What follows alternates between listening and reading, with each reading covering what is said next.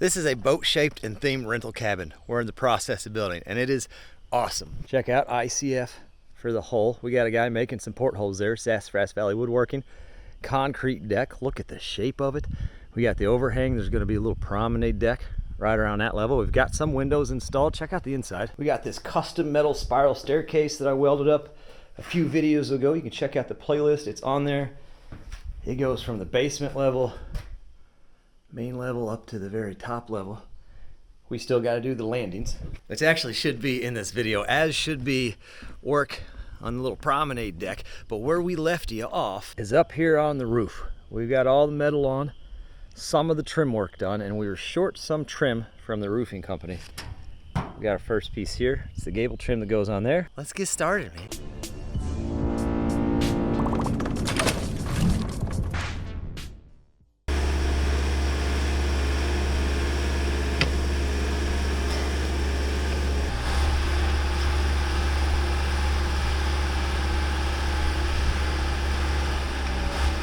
In the last video we were talking about the jerkiness of the boom, and a lot of people suggested the low idle switch, and I've ran some lifts that have a low idle switch. This one does not.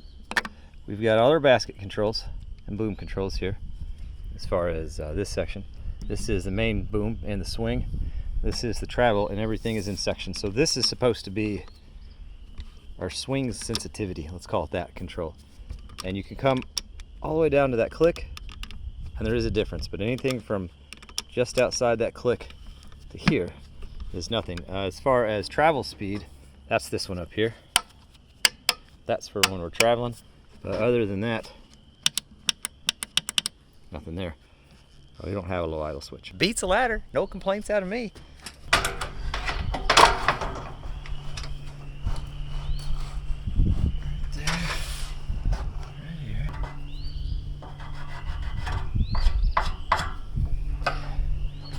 Now that's my mark. I'm just marking right here in the center of the ridge, and then we'll run the pitch cut there, across and over.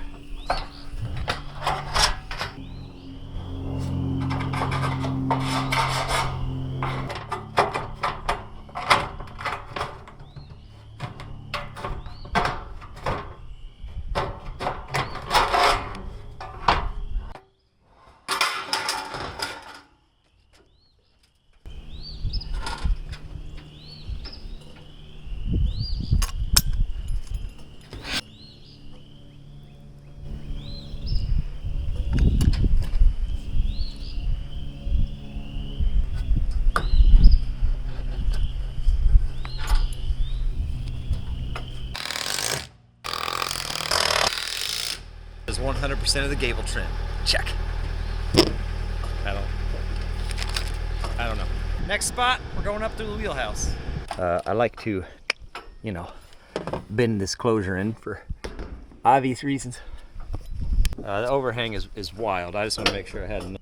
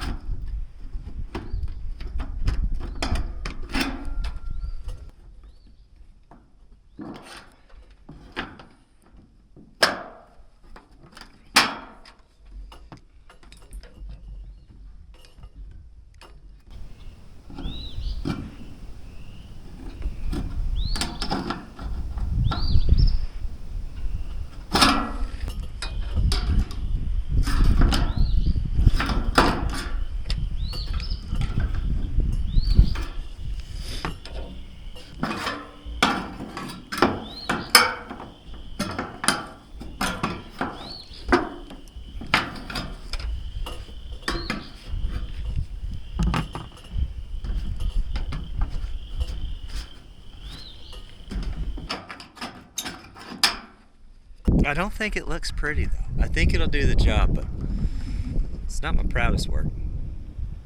I hope nobody shares this on the internet, you know.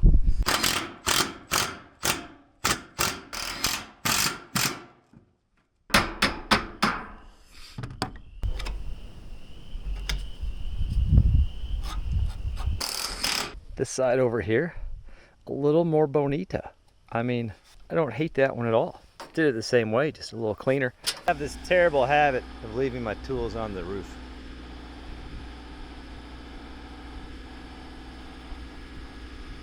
Short sleeves, 70s today, feels great.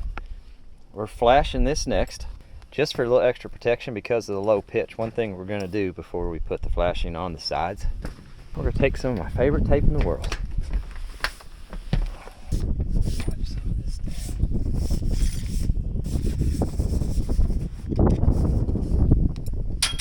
Let's go run a piece of this flashing tape from the wall down onto this metal. That way, the piece of trim we put on, if anything gets underneath it, it still can't get behind it. And even if it does somehow still get behind it, it's got this whole section of flashing and water protection underneath as well. We're just trying to go above and beyond here with our protection on that.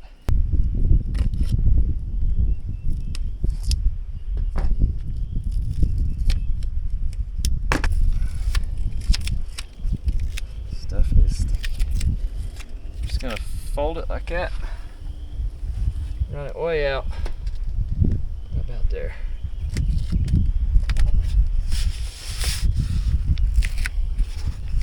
And just run it up the wall.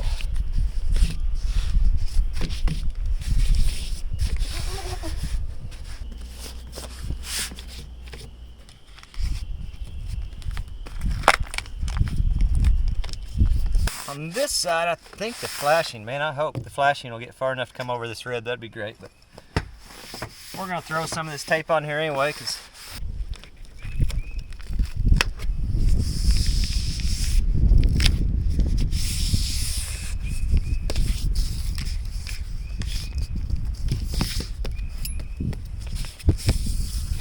so I'm gonna do the same thing with that zip tape around this side as well. That way if we get any ice damming up underneath, it doesn't get down into that dormer on the back side of that. A comment I get, not often, but from some people who probably, my guess, live in a more southern climate than where we do in Indiana, say, I can't believe you put a black metal roof on there. That's gonna make it so much hotter. And a couple things to that point. We do live in Indiana. We have these things called seasons here. And sometimes it's hot, sometimes it's cold, sometimes it's in between. And unless we plan on changing our metal or shingles out seasonally, it doesn't really make much sense to plan the color of material around the temperature. Now, like I said, if we lived in Texas or New Mexico or Arizona, you get it. Southern states that are hot, well, I'd probably avoid a darker color roof. But around here, not that big a deal. It's pretty much a 50-50 mix on what people are using. The other thing, if we insulate properly, it's also not that big of a deal either. That's my 2 cents on why it doesn't matter in Indiana what color your roof is. Do what makes you happy, bud, as long as it's allowed. Technically, this detail in each corner is wrong. Should have done the bottom one first and this one come over it. For what it is, I think we're fine.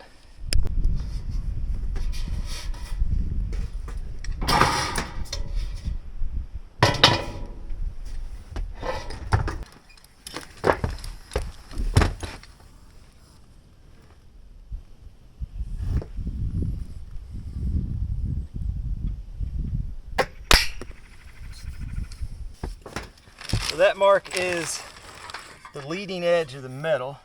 I want the finished side out. And then we'll make a mark on the back. And that pencil line is how I will know where to put it and the adhesive. I'd say there's probably a million ways to do this, but this is just the way I do it.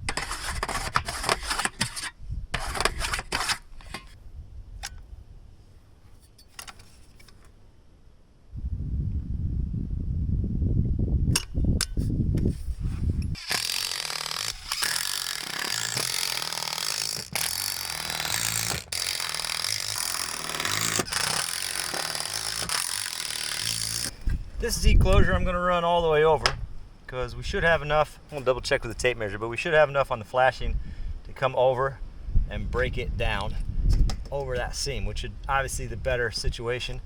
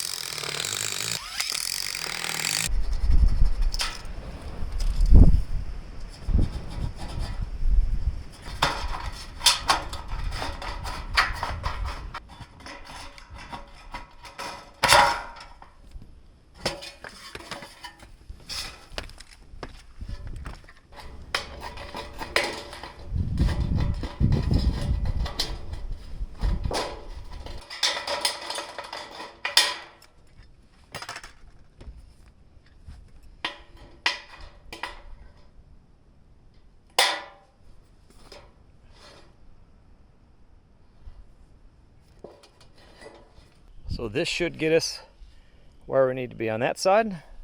Now I just need to bend the other end.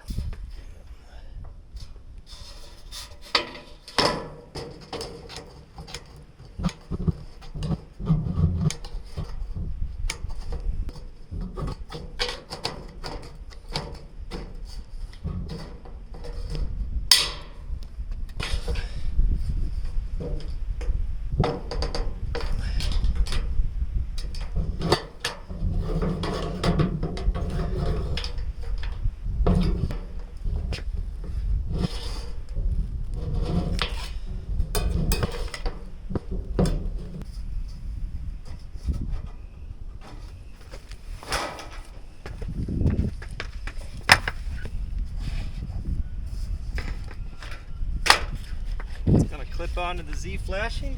On this side it should slide into that Z flashing for us.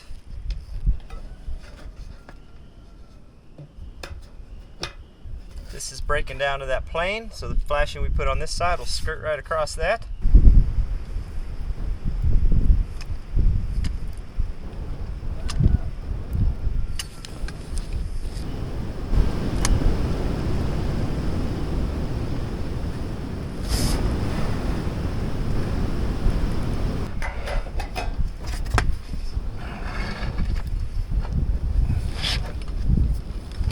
Running what I call pancake screws, running them up high so that whenever we run the siding, one, the siding is not bouncing off screws, and two, the siding trim should come past that screw and keep any water from getting in that penetration.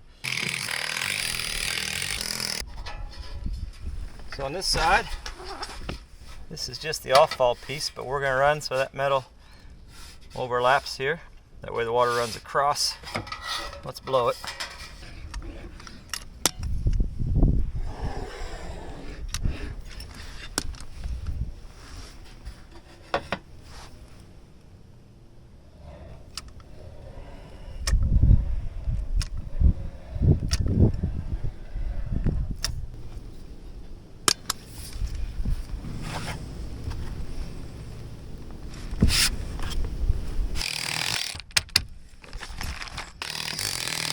So we got that side on, looks good, happy with it.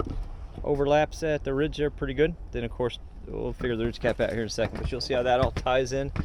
So last thing on the wheelhouse is running this side. Now let me get a couple of measurements. We'll cut to length, and then we'll take that over to the shop and try to use the metal sheet brake. It's not really made for like roof metal. I guess it'll work though. So in the deep dark corners of the shop, I got this little Chicago thing here.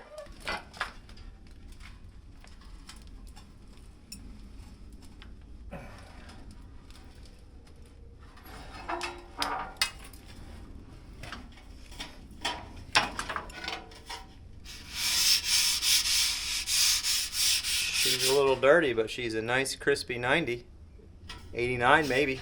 Let me know how you feel about this. You ready? Watch this magic. Huh? How's that? She's loose because we're not screwed down and we got to do some trimming there. But that's not bad. That is best case scenario, and I'll take it.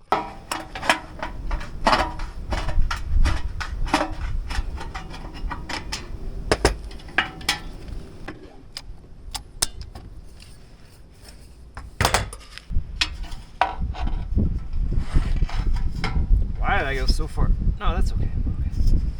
All right.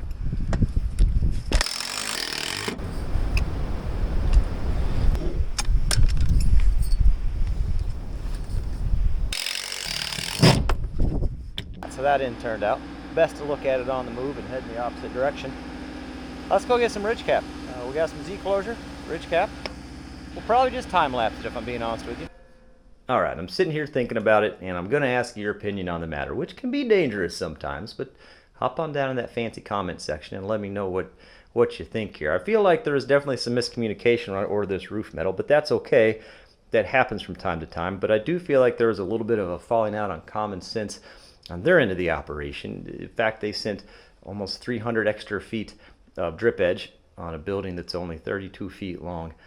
That's one thing, but not a big deal. They gave me credit, and they said they would come pick it up. And then they only sent 20 feet of Z closure. even though there's 40 feet of ridge, and it takes twice as much footage for the ridge. You know what I mean? It takes 20 feet of Z closure because you have to do both sides of the ridge to run 10 foot of ridge. So there should have been at least 80 foot of Z closure sent to run the entire length of the 40 foot ridge that they sent. Normally companies make it right though, and what bugs me the most about this situation is they did come and pick up the extra and drop off the rest of the Z bar or Z closures that I needed, and I did add 2 pieces of sidewall flashing to the order as well because of how I wanted to flash out that wheelhouse that we just got done working on. What's bugging me is they charged me $120 for that delivery / pickup, and I feel like when you make a mistake, the customer doesn't pay for that delivery or drop off. Maybe I'm wrong, maybe I'm crazy. Well, that is definitely not the way I normally like to do ridge cap, but I thought, hey, let's try something different. Normally what I do, imagine this is the bottom piece. I will clip that corner, and then you can just slide it on there. Works really well. I was like, I want to bend it, put it on, and re-hem it. See if I can get an even tighter fit without clipping the corners. Well, we did. That's a lot more difficult. I've got more sealant on top of the ridge cap than I think I do underneath. It is a new day, and we're moving on to the next step. I picked up the landing tread for the spiral staircase this morning, and we're gonna get that welded up today. It goes right there. That's a huge step in the project. But before we get there, I want to show you a couple things up top, and then I want to demonstrate something people have been asking. If you fall on that harness and you're hanging by the rope, what's your next plan? Well, I'll show you. So I want to talk about this detail for just a second. Now, I've put a lot of metal roofs on. Only 3 roofs. This is my 3rd roof with standing seam. Most of the people in our area don't go with standing seam. We go with just good old-fashioned 5 rib. Cost is the main thing, and most pitches in our area are 412 or greater. You start to get in low pitch, the no exposed fasteners of the standing seam starts to kind of shine through and becomes worth the cost pretty quickly. And normally it's a little bit heavier metal, and supposedly it lasts longer than a 5 rib, but I feel like you get a good life out of a 5 rib. When it comes to a detail where it terminates into this wall, I've done this a couple different ways over the years.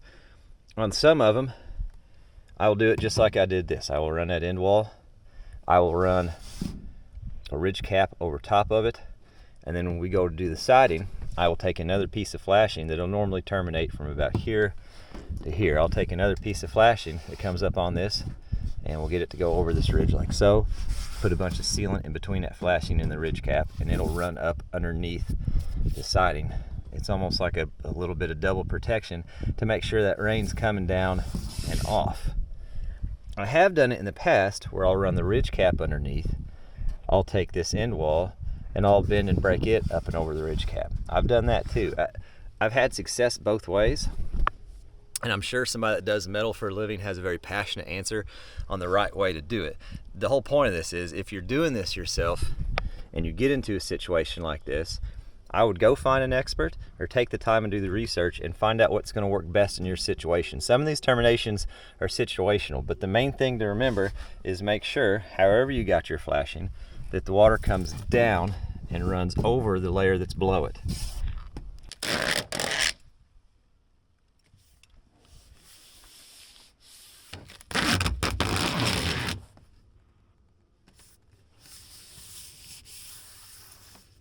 So as far as harnesses and what my plan is if I fall off and one of these harnesses catch me, I've got 2 harnesses. They're both the same thing. They both have the dorsal connection on the back. This one I've got set up with the lanyard, hangs on that dorsal connection,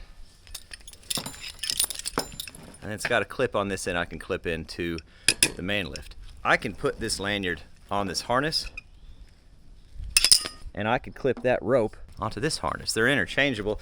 I just have 2 different setups because I know if I start disconnecting things, whenever I want the lanyard, I'm not going to be able to find it. So I have one harness with the lanyard and one harness with my rope setup. Now, all fall restraint has to have some sort of shock absorption device in it. That's what this is.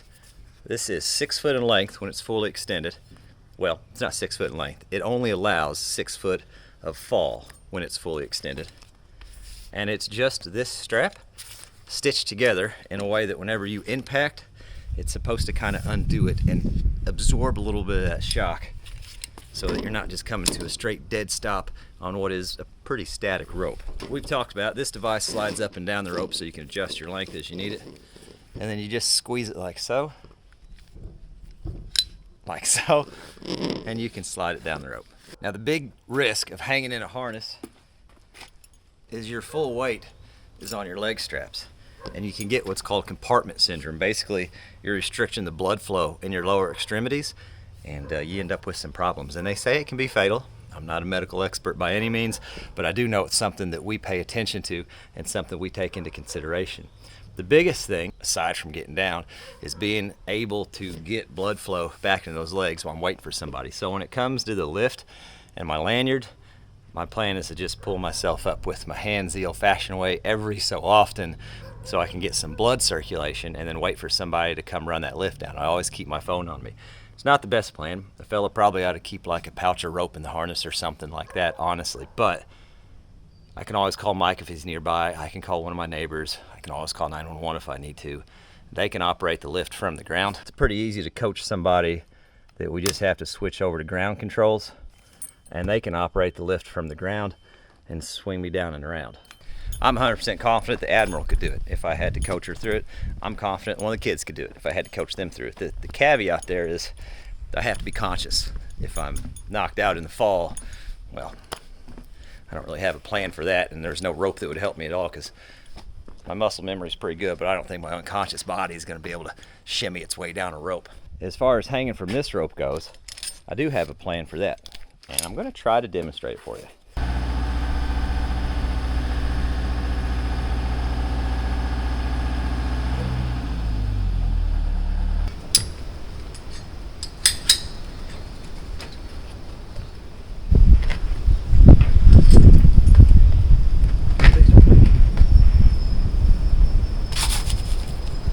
There is no way to not look like an idiot when you're hanging in a fall restraint harness. You just always lift up. You can tell, compression on the legs, not great. Anyway, imagine I'm hanging here. This is my plan. Take myself a bite of rope. Doesn't have to be anything fancy. Just big enough. How you doing? That my foot can fit in it. I can fit in that bite of rope, and I can stand up on it. And now, I got pressure off my legs. I got circulation. I can make my phone calls. I can do whatever I need to do and just kind of hang out. That's if I just want to hang here. If I want to try to descend, I come down just a little bit.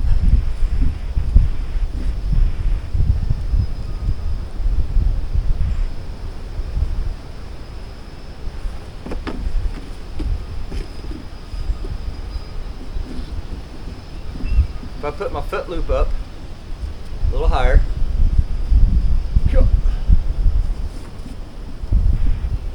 gotta be big enough for my foot.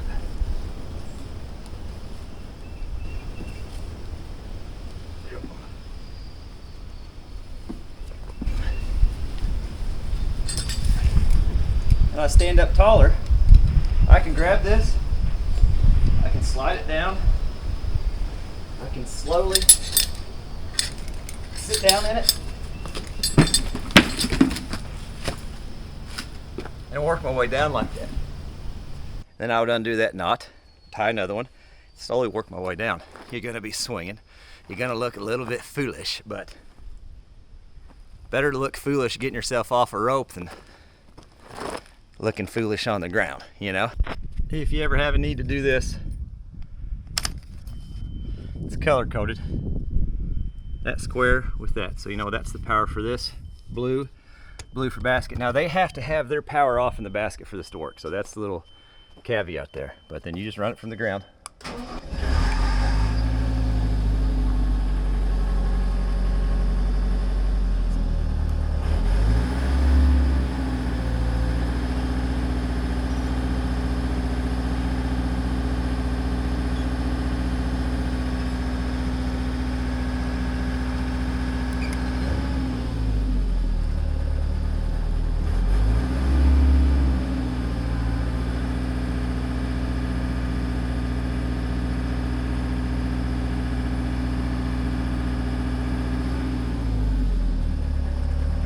idle down, off,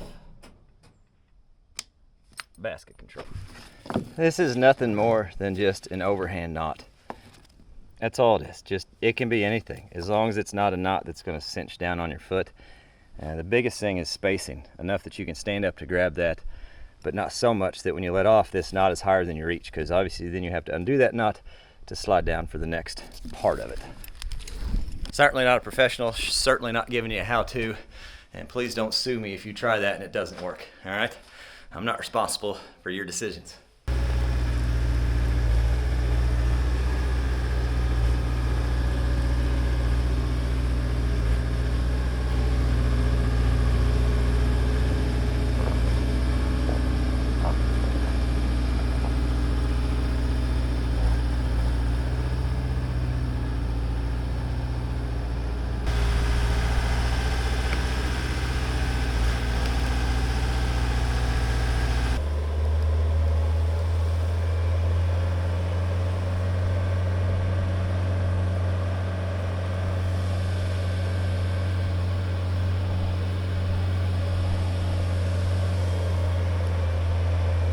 So Dirt Perfect, the guy that I rented that lift from, said somebody was wanting to use that lift and we won't need it again until windows and siding. And windows and siding won't be until we get that deck on all the way around. So it's gonna be a minute until we need it. Took it back down there, that way the guy that he's got to rent it to can run it, and we'll get it back up here again in the future.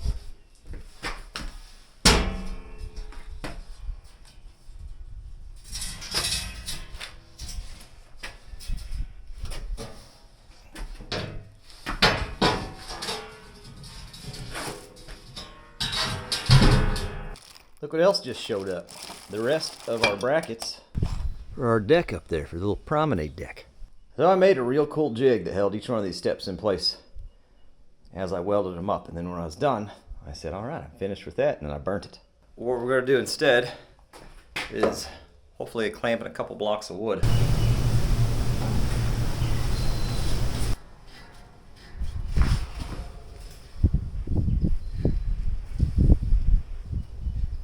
This edge is going to be on top of this wood. I had them break that edge all the way to the end. I said just break it, I'll mark it and cut it with a grinder. I'd rather do that so we get a good tight cut. So that's going to be the first step.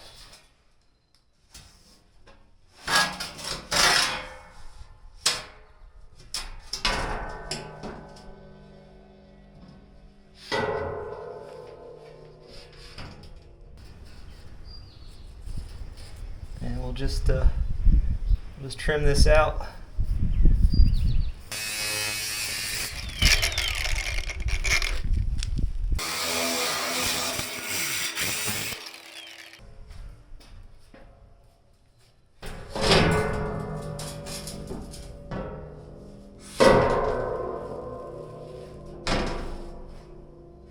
I also love that. Looks fantastic. Let's get that. Oh, now a fella went and did something silly. Let's get that welded.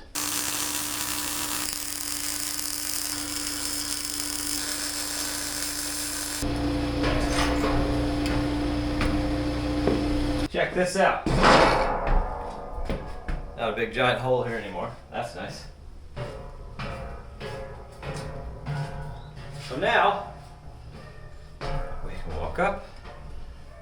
No big giant death hole anymore. You can do-si-do, you can do whatever you want, or you can just keep on going. That's awesome. Well, next we need to fasten this back to the floor. And once that's fastened, we can walk up the steps and take that top bracing out to make the template for the upstairs landing.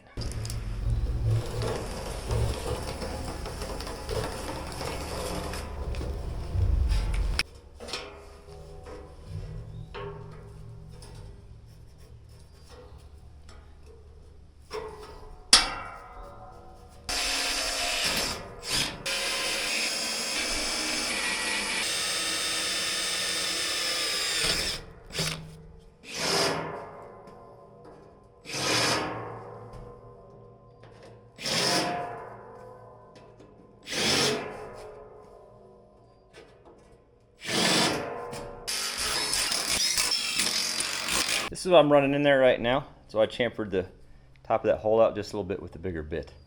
These are from the roof. These are not permanent. It'll be a similar screw, but longer for the permanent solution. But this is plenty to hold it while we're working on it for sure.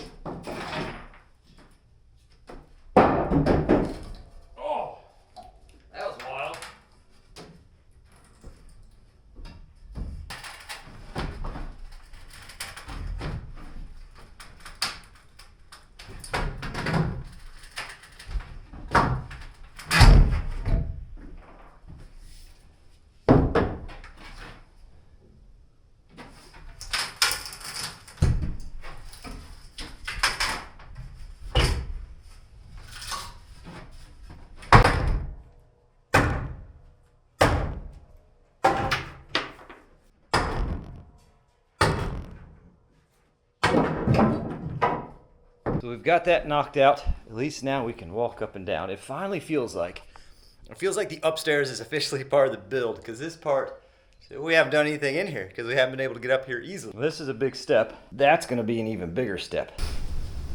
In theory, with that secured and the bottom bolted in, we should be able to walk on that. There's a little hesitation here though, I'm not going to lie about that. Oh, she's got some wiggle for sure. That's expected. But, okay, now we're good. Okay. I want this landing to go over as far that way as it can. Keep in mind we have a head space or head height requirement. So what I'm going to do,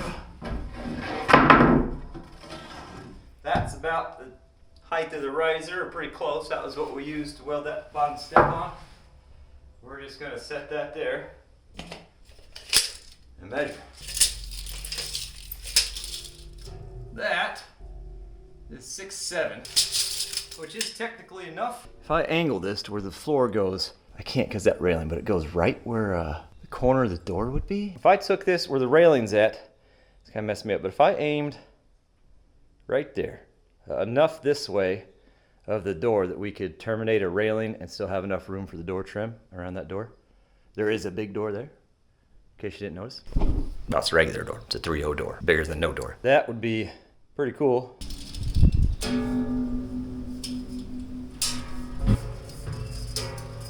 That is 7.3. That'll give you an idea of what that landing will look like, but might be getting ahead of myself just a little bit. I think before we get the template for that, we got to get the radius built for this floor. So that'll be another day. But I like what we got going on here. These brackets are secured and ready to receive these 4x6s we have cut, but these are just tacked into place. I didn't have the right bolts, but we've got them picked up and ready now. 3 5/8 ledger lock flathead deck ledger fastener structural wood screw.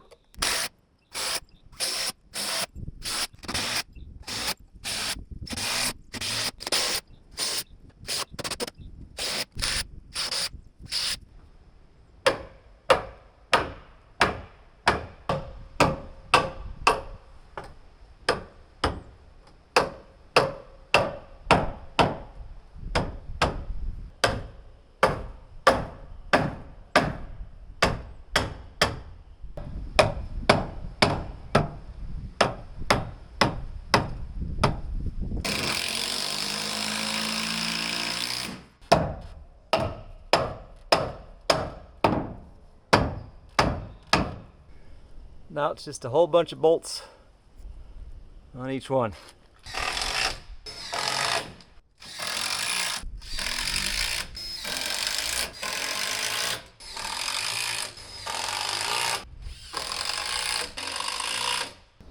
If that doesn't sell the magic, I don't know what does. Look at that. Now I'm going over to the house and we're getting ready to pack and get everything in order over there. And when you're watching this, I'm somewhere else in a nice place on a vacation and I'm loving every minute of it. Fingers crossed. Heck, I don't know. We're not there yet. I don't have a magic 8-ball or a crystal ball, whichever one of those two tells the future. I can't remember off the top of my head. I can tell you this, when we get back, we're going to focus real hard on getting this deck done, because with those long posts, the sun beats on this side and it's going to want to warp those posts. That's why I want to get those in at least today, keep them from coming in and out, but we still got to get the band boards on. That'll keep them from going, I don't know what my hand's doing, ways we don't want it to go. That's my point. And the way this and this is going to come together right here in the front. We don't come all the way to the point. You can see where the posts are at. We come to there and then it'll stop. So right up in here kind of. The way we're tying these corners together, I've got a plan, and buddy, it's gonna sell the magic like you wouldn't believe. Yep.